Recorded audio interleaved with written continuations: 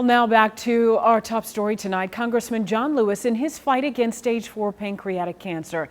The longtime lawmaker from Georgia now faces one of the greatest fights of his life.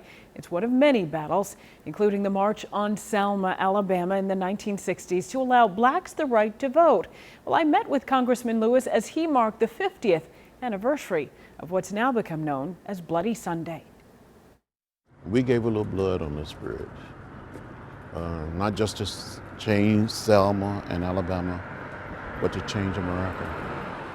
Congressman John Lewis comes back to the Edmund Pettus Bridge year after year. We made a lot of progress. To keep what happened here 50 years ago on the minds of Americans today. In Selma, people have been trying over and over again to get registered to vote. It was 1965, and 22-year-old John Lewis was already fighting for equality at the polls. Only 2% of African Americans of voting age were registered to vote in the city. We had to change Selma. Selma was a symbol of the worst of oppression. And we had to have a victory here. So they made plans right here at Brown Chapel to march from Selma to Montgomery. John Lewis and Hosea Williams would lead more than 600 on the morning of March 7th.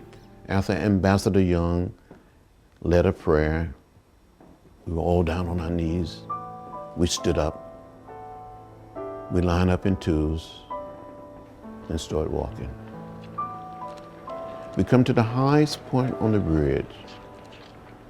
Down below we saw a sea of blue. Alabama state troopers. We came within hearing distance of the state troopers. A man spoke up and said, "Disperse, return to your homes or to your church. This march will not be allowed to continue." And Hosea Williams said, "Major, give us a moment to kneel and pray." And the major said on his bullhorn, "Troopers, advance." Advance toward the group. They came toward us. The nightsticks, pushing, shoving, tramping us with horses. I was hit in the head by a state trooper with a nightstick. You had a fractured skull. Well, I was hit in the head, seriously hurt. I thought I was going to die on this bridge.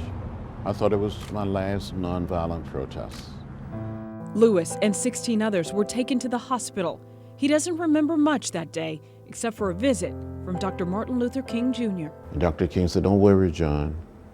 We will make it from Selma to Montgomery." I've called on religious leaders to come to Selma on Tuesday.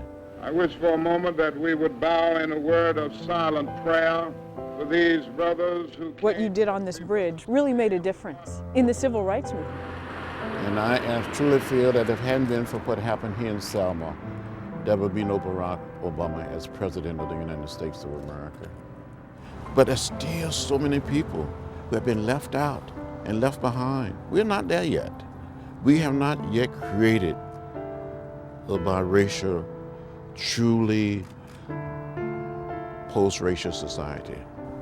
We have a ways to go. We have a ways to go, a ways to travel before we redeem the soul of America. And it was truly an honor to walk that bridge with Congressman Lewis. He has a gentle soul when you come in contact with him, have a conversation with him, but the passion and strength to fight, not just for civil rights, but for anything he's up against, is very apparent anytime you talk to him.